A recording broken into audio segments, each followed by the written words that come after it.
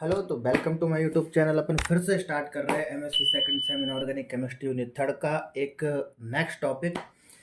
Easy सा है, आसान सा है, समझने वाली चीज़ है इसके अंदर। तो देखते हैं splitting of orbitals in crystal field. Crystal field के अंदर कैसे कैसे ऑर्बिटल्स की क्या होती है, स्प्लिटिंग होती है। ठीक है, तो यहाँ पर है कि देखो, जैसे कि एस ऑर्बिटल जो होता है वो स्फेरिक सिमेट्रिकल होने के कारण से लिगेंड के प्रेजेंस में क्या होता है, इसकी स्प्लिटिंग नहीं हो पाती। क्यों? क्योंकि स्फेरिकल शेप की होती है, तो एस ऑर्बिटल की नहीं हो पा रही है। अब P X P Y P Z ये भी क्या होता है, एक्सियली फॉर्म में क्या होता है, सिमेट्रिकली अरेंज होते हैं। तो इनकी भी लिगेंड के प्रेजेंस में क्या नहीं हो पा रही है, स्प्लिटिंग नहीं हो पाती है। लेकिन क्रिस्टल फील्ड की प्रेजेंस में डी ऑर्बिटल की स्प्लिटिंग हो जा रही है। ठीक है, किसकी प्रेजेंट में? क्रिस्टल फील्ड की प्रेजेंस में डी ऑर्बिटल की स्प्लिटिंग हो जा रही है। और ये ऑक्टाहेड्रल फील्ड में डी डी ऑर्बिटल की स्प्लिटिंग ऑक्टाहेड्रल फील्ड में अगर अपन देखें तो T2G और EG के सेट में हो रही है। कहाँ पर? ऑक्टाहेड्रल फील्ड में अगर आप देखें तो T2G और EG के सेट में क्या हो रही है, डी ऑर्बिटल की स्प्लिटिंग हो रही है। और टेट्राहेड्रल में देखें तो EG और T2 के सेट में क्या हो रही है, इनकी स्प्लिटिंग हो रही है। तो ये रहा आपका डी ऑर्बिटल। ऑक्टाहेड्रल फील्ड में अगर देखें तो T2G में और EG में स्प्लिटिंग हो रही है। T2 की एनर्जी लो है, EG की हाई है। इन दोनों के बीच का जो डेल नॉट डेल नॉट का वो डिफरेंस -0.4, इसका +0.6 है। ऐसे डी ऑर्बिटल की टेट्राहेड्रल फील्ड में अगर अपन देखें तो EG में और T2 में स्प्लिटिंग हो रही है। EG की यहाँ पर टेट्राहेड्रल में क्या है, इस पर वो एनर्जी क्या है, कम है, और T2 क्या है, ज़्यादा है। इनके बीच का difference -0.4 delta O delta naught और 0.6 डेल्टा नॉट। ठीक है, नेक्स्ट की अगर अपन देखें तो यहाँ पर नेक्स्ट है splitting of spectroscopic terms in crystal field. ये थोड़ा सा आपका इंपॉर्टेंट है, देखो इसको ध्यान से देखना, ये आपको डायरेक्ट चीजें याद करनी है। ठीक है, कि ऑर्बिटल्स की स्प्लिटिंग जैसे होती है वैसे ही क्रिस्टल फील्ड की प्रेजेंस में स्पेक्ट्रोस्कोपिक टर्म्स की भी क्या होती है, स्प्लिटिंग होती है। जैसे कि मैंने टर्म पढ़ी थी, एस एस टर्म है, पी टर्म है, डी टर्म है, एफ टर्म है, जी टर्म है। ठीक है, इसके बाद एच है, इसके बाद में के है। यहाँ तक अपने को सफिशिएंट है। तो ये जितनी भी टर्म होती है इनकी भी स्प्लिटिंग होती है। जो होती है इनकी भी स्प्लिटिंग होती है। तो इस चीज को अपन को देखना है अच्छे से, इन चीजों को याद करना है कि ऑक्टाहेड्रल क्रिस्टल फील्ड में ये इन जिन चीजों में इनकी स्प्लिटिंग होती है, और टेट्राहेड्रल में इन इन चीजों में क्या होती है, इनकी स्प्लिटिंग होती है। ठीक है, तो एस की स्प्लिटिंग अगर अपन देखें तो A1G में होती है, पी की T1G में होती है, डी की T2G EG में होती है, एफ की T1G T2G A2G, जी की A1G EG T1G T2G। ये आपको याद होनी चाहिए। आप इनको जितनी बार देखोगे ना उतना ही आपको इजीली याद हो जाएगी। लेकिन ये याद होना जरूरी है। आगे जाकर आप जब अपन जो ऑर्गल डायग्राम बनाएंगे तो इनके अंदर आपको स्प्लिटिंग करनी पड़ेगी। आपको टर्म आ जाएगी, डी टर्म आ गई, तो डी की स्प्लिटिंग दो में होती है ऑक्टाहेड्रल के अंदर। ऐसे ही टेट्राहेड्रल के अंदर भी नंबर सेम है पर चीज़ें चेंज हो जाती है। जैसे कि एस की यहाँ पर ऑक्टाहेड्रल में A1G है तो इसमें A1 है, इसमें T1 है तो इसमें T1G है, तो इसमें ओनली T1 है। इसमें T2G और EG है तो इसमें E और T2 है, T2G नहीं, T2 और E, G हट गया। इसमें T1G T2G A2G है तो इसमें A2 T2 और T1, T1 है, T2 A2, जैसे भी आप बोल सकते हैं ना कि सेम है। इसमें आपको क्या हटा देना है, G हटा देना है। तो टेट्राहेड्रल की हो जाएगी और G लगा दोगे तो ऑक्टाहेड्रल की हो जाएगी। लेकिन एक क्रम तो आपको याद करना ही पड़ेगा। इसमें A1G EG, A1G EG है, A1 T1G है, T2G है तो T1 हो गया, T2 हो गया, E हो गया और A1 हो गया। तो इस तरीके से क्या होती है, चलती है। तो आपको ये स्प्लिटिंग एक चीज के लिए ऑक्टाहेड्रल के याद रख लो, चाहे टेट्राहेड्रल के लिए याद रख लो। टेट्राहेड्रल में G नहीं लगाना है, ऑक्टाहेड्रल में लगा देना है। सेम सेम सी बात है, लेकिन याद रखना आपको बहुत जरूरी है। इसके बिना अपना काम आगे नहीं चलेगा। ठीक है, तो नेक्स्ट अगर अपन अपना देखें तो ठीक है, ऑर्गल डायग्राम। ठीक है, तो ऑर्गल डायग्राम क्या होते हैं, देखो ऐसे कोरिलेशन डायग्राम जो फ्री मेटल आयन और मेटल कॉम्प्लेक्स की एनर्जी स्टेट के लिगेंड फील्ड के साथ रिलेशन शो करे। किसके साथ? फ्री मेटल आयन और मेटल कॉम्प्लेक्स की एनर्जी के साथ रिलेशन शो करे तो ऑर्गल डायग्राम है। ठीक है, Orgel diagram only high spin metal complex के कोरिलेशन को शो करते हैं। देखो आगे भी एग्जांपल में देखते हैं। सबसे पहले अपन को आज अपन दो ही देखेंगे, उसके बाद में अपन आज ऑक्टाहेड्रल के दो एग्जांपल देख लेते हैं। कल अपन को ऑक्टाहेड्रल के, टेट्राहेड्रल के बहुत सारे एग्जांपल अपन देखेंगे, अलग अलग मेथड से देखेंगे। ठीक है, कुछ कुछ इसमें प्रिंसिपल्स आएंगे कि क्या क्या प्रिंसिपल्स है, वो अपन नेक्स्ट क्लास में देखेंगे। आज अपन केवल दो ही ऑक्टाहेड्रल के बेस पर अपन दो एग्जाम्पल देख लेते हैं। सिंपल सा है, कोई दिक्कत वाली बात है, जैसे कि D1 का देख लेता हूँ मैं, D1 electronic configuration for octahedral, ठीक है।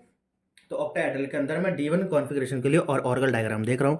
तो ये डी ऑर्बिटल है, इसके अंदर D1 है, तो एक भर दिया अपन ने। एस की वैल्यू क्या आ गई 1/2। अच्छा बताओ कैसे आई, एस की वैल्यू क्या होती है n/2। एन क्या है, अनपेयर्ड इलेक्ट्रॉन, तो एक अनपेयर्ड इलेक्ट्रॉन है तो 1/2।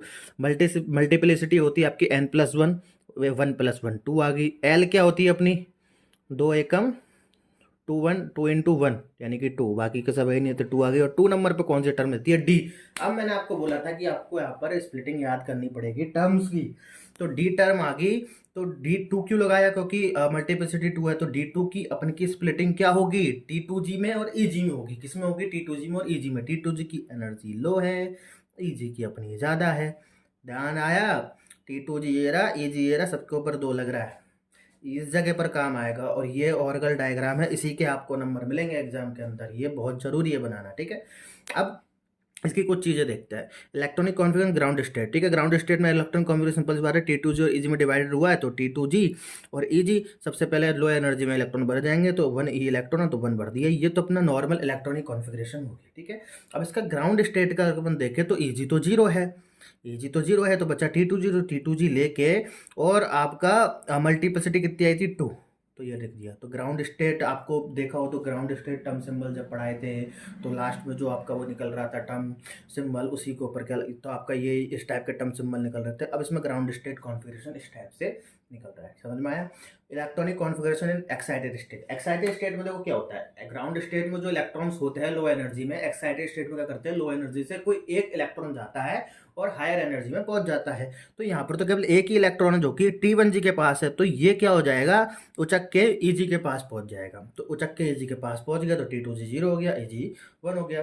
तो ये एक्साइटेड स्टेट के अंदर क्या है, तो अब इलेक्ट्रॉन किसके पास है, EG के पास। तो एक्साइटेड की जो ग्राउंड स्टेट कॉन्फ़िगरेशन है वो भी क्या हो जाएगी, T2G से चेंज होकर के क्या हो जाएगी, EG2 हो जाएगी। यहाँ पर एक चीज समझ में आई, ठीक है। नेक्स्ट एग्जाम्पल डायरेक्ट अपन D9 का देखते हैं, क्योंकि सारी चीजें सेम है। इनके बहुत सारे एग्जाम्पल, बहुत वेरियस टाइप के एग्जाम्पल अपन कल देखेंगे, ठीक है। तो Orgel diagram for D9 electronic configuration in octahedral complex, ठीक है। तो D9 के लिए देख रहे हैं, डी ऑर्बिटल बना लिया, 1 2 3 4 5 6 7 8 9। एक यहाँ पर सिंगल इलेक्ट्रॉन यानी कि अनपेयर्ड इलेक्ट्रॉन बचा है, इसलिए S = 1/2 हो गया, मल्टीप्लिसिटी 2 होगी, और L की वैल्यू क्या होगी, 2 होगी। L की वैल्यू 2 कैसे होगी कि साहब ये तो हो गया आपका 0, ठीक है। ये 4 हो गया और ये 2 हो गया, 4 और 2 6, ये 2 और ये 2 4, तो 6 में से 4 गए तो कितने बचे, 2 बचे, तो 2 यहाँ पर हो गया। और टर्म सिंबल क्या आ गया अपने पास, D, और D टर्म सिंबल आते ही क्या हो जाएगा, T2G और EG में डिवाइड हो जाएगा। अब T2G में और EG में ये D क्या हो जाएगा, डिवाइड हो जाएगा। अब इलेक्ट्रॉन्स भरो, 1 2 3 4 5 6 7 8 9। तो T2G में कितने इलेक्ट्रॉन आए, 6। EG में कितने आए आपके, 3। तो ग्राउंड स्टेट कॉन्फ़िगरेशन क्या हो जाएगा, T2G 6 EG 3, T2G 6 और EG 3। अब क्योंकि ये फुलफिल्ड इलेक्ट्रॉन है, इसलिए हायर एनर्जी वाला यहाँ पर अपन क्या करेंगे, कंसीडर करेंगे। हायर एनर्जी बोल लो या लेस इलेक्ट्रॉन बोल लो, तो EG यहाँ पर अपन ने क्या कर लिया, स्पेक्ट्रोस्कोपिक ग्राउंड स्टेट की फॉर्म में EG को कंसीडर किया। मल्टीप्लिसिटी 2 आई थी, तो इसलिए इसके ऊपर 2 लगा दिया। अब excited electronic configuration in excited state देखिए, तो एक्साइटेड स्टेट में कैसे देखने को मिलेगा, मैंने क्या बोला था कि ग्राउंड लो एनर्जी से एक इलेक्ट्रॉन जो होता है वो क्या हो जाता है, हायर एनर्जी में जंप कर जाता है। तो लो एनर्जी T2G से एक इलेक्ट्रॉन यहाँ जंप कर जाएगा हायर एनर्जी में, ठीक है। तो इसमें तो हो जाएंगे, EG में हो जाएंगे 4 और T2G में रह जाएंगे 5, तो T2G में रहेगा 5, EG में रहेगा 4। इस तरीके से क्या कर दो, इनका डायग्राम बना दो। अब अनपेयर्ड इलेक्ट्रॉन जो था वो EG में था, अब वो किस में आ गया, आपका T2G में आ गया। देखो चीज़ें सेम ही है, लेकिन इनकी एनर्जी रिवर्स हो गई। चीज़ें सेम ही है, एनर्जी थोड़ी सी क्या हो जाती है, इनकी रिवर्स हो जाती है। चीज़ आपको नेक्स्ट लेक्चर में पता चलेगी किस तरीके से ये काम करते हैं, ठीक है।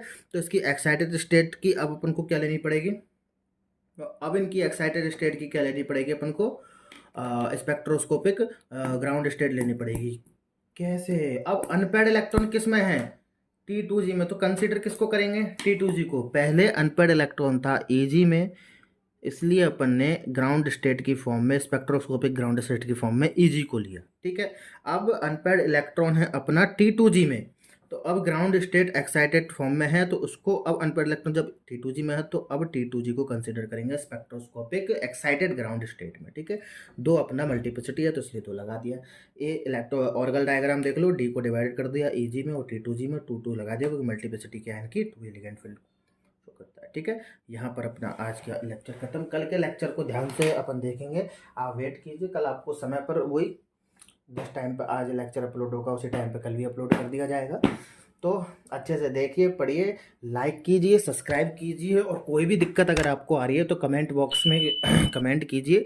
आपको किसी प्रकार के नोट्स चाहिए तो हमारा कमेंट बॉक्स में आपको टेलीग्राम चैनल की लिंक जो होती है पिन मिल जाएगी, आप वहाँ पर क्लिक करिए, हमारे टेलीग्राम चैनल पर जाइए, विजिट करिए, वहाँ पर आपको पिछले जो यूनिट है इनऑर्गेनिक केमिस्ट्री की जो हमने कंप्लीट कराई है उसकी भी नोट्स अवेलेबल है, इसके भी आगे होंगे। अगर आपको टॉपिक वाइज, जैसे कि आज का लेक्चर आज हुआ है तो आज के नोट्स आज, कल के नोट्स कल हुआ है तो कल के नोट्स कल, ऐसे चाहिए तो आप मुझे वहाँ पर मैसेज करिए, बताइए मेरे को, कमेंट बॉक्स में बताइए, वहाँ पर रोज के रोज नोट्स अपलोड कर दूंगा। ठीक है, तो कोई भी दिक्कत हो आप बेझिझक हमसे पूछ सकते हैं। ठीक है, थैंक यू फॉर वॉचिंग।